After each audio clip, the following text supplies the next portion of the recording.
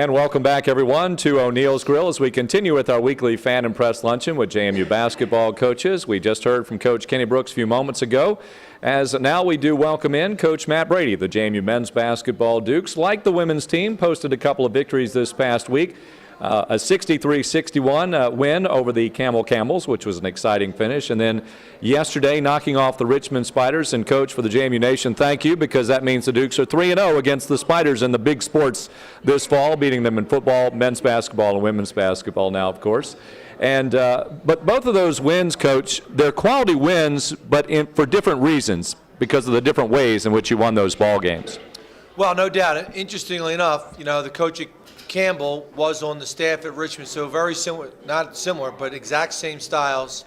And the most difficult part about playing either team is how difficult it is to be in an offensive flow because of the switching man-to-man matchup zone, whatever you want to call it. No one really knows what it is, but it takes you out of almost anything you do offensively, because if you play zone offense and stand and move the ball, they match up to you. And if you play, man-to-man offense, they switch everything. And it's really very difficult to get inside of their defense. So we told our kids, in preparation for the Richmond game, that we felt we had to do a great job on the glass and win the war on the rebounding edge, and we did that. But two really good wins. Not two good practices before the Campbell game, so I think a quality kind of gut check win. And then I thought we flipped the switch and had two really good practices, for Richmond. And guys were very focused for the game, did some good things. The way your schedule has been, obviously you play two teams in the top 16, we'll say, with the losses to Virginia and Ohio State, and then winning the 5 previous games at home against opponents that, if you look at them on paper, you expect the Dukes to win. Was yesterday's ball game against Richmond one of those that you could point to and say, this gives us the closest barometer as to where this team is right now?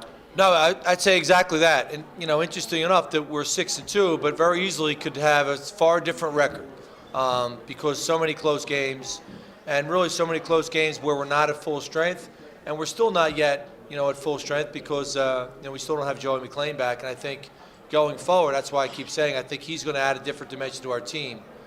But, when we got Andre Nation back and Tom Vodanovich back and we won some close games, we felt like this Richmond team, who I think is a quality team that's going to win a lot of games, that was a 22 in the RPI going into yesterday's game, that's a top 100 game. So for us to win that game is a significant win for our team and our program. Played 8 games in the pre-exam schedule of the season. I'll ask you the same question I asked Coach Kenny Brooks. Now that it is exam week, what grade would you give the Dukes? Well, you know what, I'll diplomatically skip that, but you and Kenny both. It's a pass-fail. We've passed. How about Very that? good. Fair enough.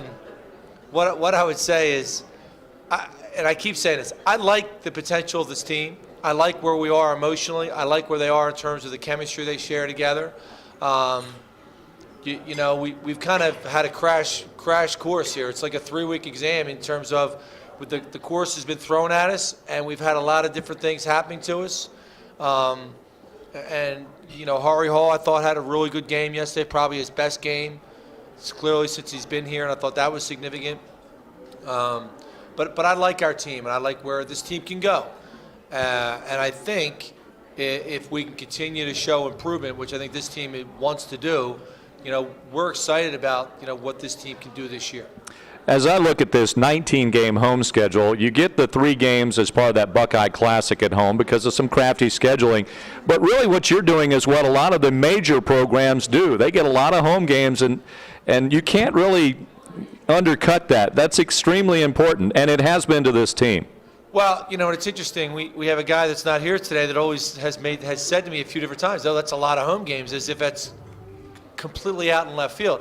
It's exactly what the BCS programs do, and it's why they have, a lot of wins, and it's why they have, they have a great RPI, and it's very difficult to do it at our level.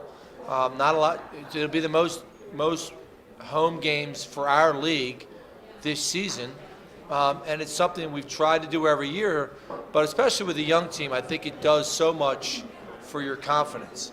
And when you play a lot of road games at our level, you can get beat up. You can play well and lose games, and it has a huge impact, not just on your season, but on your program. And it's why it's why it's easier to be at a BCS level program and have a lot of home games and have success.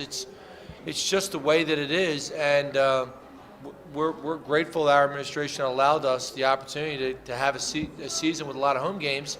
Not to say that we're not going to take our bumps along the way. We certainly we're prepared for adversity, but we'd rather do it while learning with home games. During the Mattazone production yesterday, I was talking about playing Richmond there at the Convocation Center. It's the third of a 4-game series. You'll go back there and play Richmond next year. Can you share with us philosophically, because there's still a lot of good basketball programs in the state that were conference opponents that are now non-conference opponents, and a lot of fans were writing me. What's the chance of playing many other schools in the state of Virginia that we're accustomed to seeing there at the Convocation Center?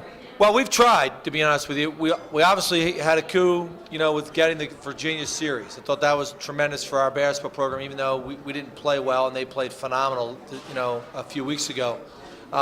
We tried to start one with Old Dominion, when Jeff Jones got there, and it just didn't fit.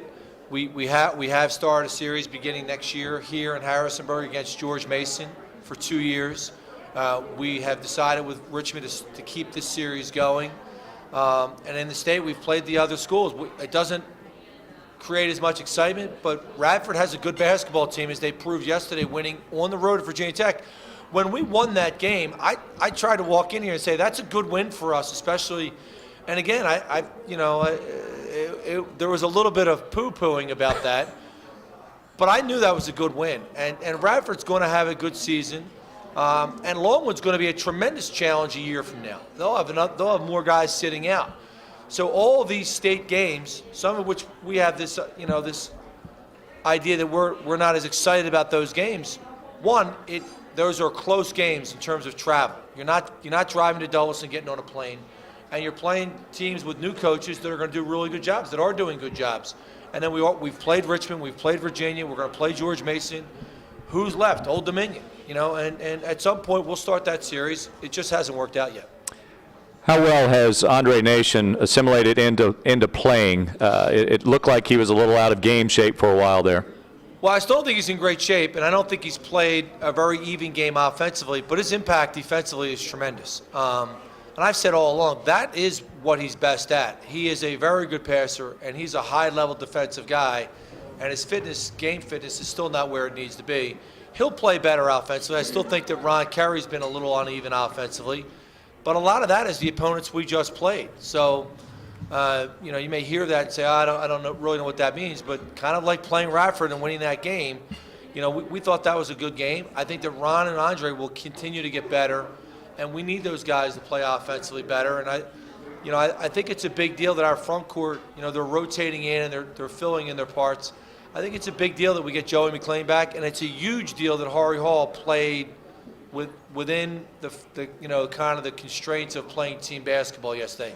That's the most comfortable he's been with his teammates, and he kind of does it kind of looking easy. I mean, he makes some good plays, and he'll be up and down, but what we hope is in January he's really comfortable. You were talking about the significant impact that he had on the game yesterday. Significantly, how did he do defensively? Because myself and I even heard Mike Schickman say that he stayed in the game because he was playing a little defense also. No, his energy level was good. His awareness isn't great, but we have a couple of guys out there that are non-freshmen that awareness defensively has got to go up. But we had to make less mistakes defensively yesterday to be in the game and have a chance to win.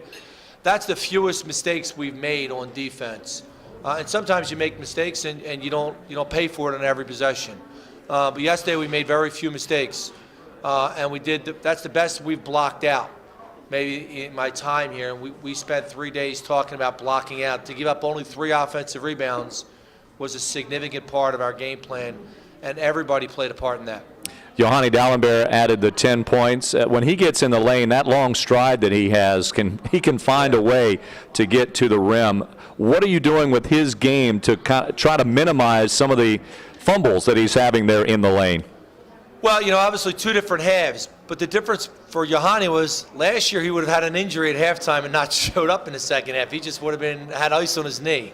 And, I think he's made a huge jump as a basketball player emotionally and mentally, and it showed up in the second half, and we needed every one of those baskets. And he was able to shake off, the lid kind of being on the basket in the first half. Some of those shots were all the way in and just stayed out. So Bill Phillips has done a remarkable job with him, one-on-one skill development, and he keeps getting better. And I look at some of our sophomores, and I think that these guys, there's a whole other jump that these guys are going to make, and it's going to take a while through skill development. But some of these guys will continue to make jumps, and that's the exciting thing about having a young group. We talked about your bench being a little thin because of the injuries and the suspensions, of course. But right now, I kind of feel like your bench is still thin because of Paulius and Bogdanovic getting into foul difficulty and not giving you the number of minutes that you need. Right, and it's going to be bullpen by committee with that front court, and whoever's playing well is going to continue to play. And what we need Paulius and Tom Bogdanovic to do is really be glue guys. And I've had that conversation with both guys. We have a lot of confidence in both guys. We don't need them to be prime-time scorers. If those guys get 8 or 10 in a game, that's a significant thing for a sophomore front court player that had a very limited role a year ago. And if we can get that from both guys in any one game, that's a significant thing. So, the challenge for those guys mentally is to bounce back from games where they don't play great, but to continue to kind of find themselves as basketball players and understand their role is, more than anything else, to be glue guys. All right, let's turn it over to other members of the media here at O'Neill's Grill as we continue with our Fan and Press Luncheon with JMU men's basketball coach Matt Brady. Yeah, I'm just filling in for Nick here today. He wanted an update on Joey's status and what he'll do when he comes back. So Joey McLean, our freshman point guard, will be evaluated by a foot specialist on Wednesday on campus, and then we expect him to be able to participate in practice to some extent. To what extent, we don't know yet. But we're hopeful and optimistic that he'll be in the game on Saturday. He'll come off the bench, and to the extent that he plays in the game, again, we're crossing our fingers that he could play on Saturday. Really comes down to the doctor's reports and feel and practice time. And I know you kind of touched on it, but what does he bring back to you guys when you do get him back? Well, I think the number one thing is he gives us great depth. I've said all along that I think our team has really good depth, and we haven't had a lot of depth. We certainly haven't had depth at point guard. He is of this level as a basketball player. He's got a really good basketball IQ. He's got great speed with the ball, and he can really make plays at both ends of the court, especially offensively. He's a very creative passer, and he's a young guy that has great confidence in his own game. He's very confident, and so I think he gives us all that. He gives us confidence, he gives us speed, he gives us shot making, he gives us creative ball handling. And just one more thing, Nick wanted to do something on the sophomore class and the progress they've made here this year, having a bigger role. Can you just kind of talk about how big they've been for you guys? Yeah, and I think it's different for every guy. But, we're starting 2 of those sophomores, and they're very confident. I mean, Jackson Ken and Johanny Dallenberg have been very confident. And Tom Bogdanovic, was a guy that we thought could be a starter and is playing some starters minutes from game to game. And I think their jump has been significant and obviously plays a huge part into us having the record we have. We were just talking about this a few hours ago as a staff. The really interesting thing to look at with these young guys is they're going to continue to make jumps as players, in my opinion, physically and emotionally, and they've already had a significant impact on our team and will have a significant impact on our season. But I think those are guys that will make another jump, and they'll make another jump. And they're not the guys that make a big jump from freshman, sophomore year and don't continue to show development. They're going to keep getting better. I remember last year we were sitting here talking about Andre and Ron and Charles and that sophomore class. Can you compare where these guys are now to where that group was last year? Well, I think, what Ron and Andre are, they have significant physical tools. And I think that Johanny and Jackson are a little bit more skillful in terms of what they're going to do for your team. And they've got to pay a little bit more attention to the details and how they can score. Andre obviously is a different athlete than almost anybody else on our team. He can make plays that almost nobody else in our league can make from time to time. And Ron has that ability. Ron had a great block in transition yesterday in the second half, where he took away a certain basket. That ball was going in, and Ron met that ball at the rim and took away a basket. And that's what Ron can do. And Ron and Andre's skill can continue to develop. And they've only paid attention to skill development in the last few months. And I think they're going to continue to pay attention to skill development But those freshmen that are now sophomores came in paying attention to skill development, and then you see what happens. You were recruiting this current sophomore class during that year. You made the run to the tournament, and some contract stuff was there. The importance when you guys to recruit those guys on that contract and then to kind of have them playing like this. I mean, how big is that for you? Well, it's interesting you just brought that up because that was a significant mountain to climb to have a quality class under the circumstances.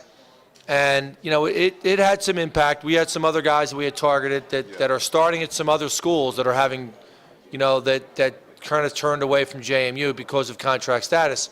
But it is what it is. That's the nature of being in college athletics. We all understand that. I'm proud of the guys that we have in this sophomore class. They're not all having the same success or opportunity. And a lot of times it's opportunity. But this sophomore class is a significant class. And I think they're really well-rounded people, and they're doing everything that we need them to do, and they're all great teammates. And you see that now kind of coming to fruition, that it's all kind of starting to fit together, which is they just needed time to fit together as teammates and as basketball players, and we like where we're heading. Thanks for hanging. Yeah, thank you. Coach, we sit here and talk a lot about Yohani and Andre, but Jackson Kent continues to kind of fly under the radar, yet he's averaging 12 points a game and is one of the team's top scorers. Significant player. I mean, I think he continues to be our leading scorer over the course of, you know, the 8 games or whatever it is. He is a gym rat, and his skills will continue to develop. And I think the really good thing about Jackson, he is not an elite athlete. And so some of the plays he made yesterday are basketball IQ things. And he's got a ways to go. I mean, his basketball IQ can continue to develop. His body will continue to get stronger. And there are things he can do as a player that will continue to develop. Jackson will get better every year, and he's a program player. He loves JMU. He's a really good player.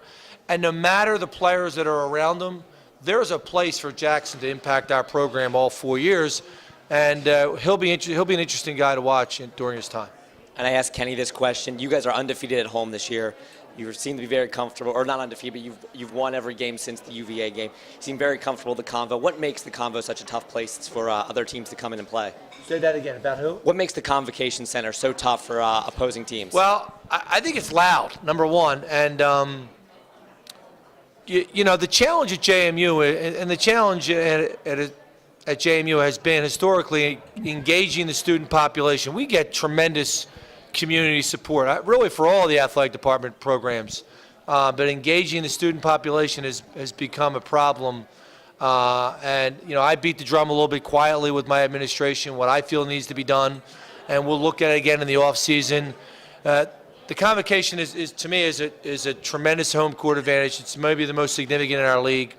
And we need to continue to be creative in ways to engage the student population.